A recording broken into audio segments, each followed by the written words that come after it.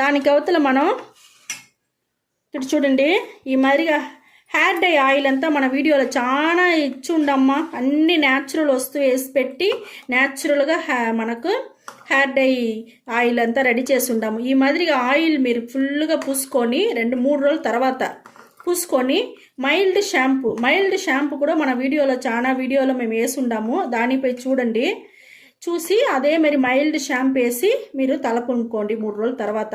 దానికి అవతల మీరు ఎంటుకల్ని మీరు తాకినారంటేనే మీరే ఐ సూపర్గా ఉండదు అని మీరే చెప్తురుమా. అంత సాఫ్ట్గా షైనింగ్గా బాగా ఒత్తుగా బాగుంటుంది.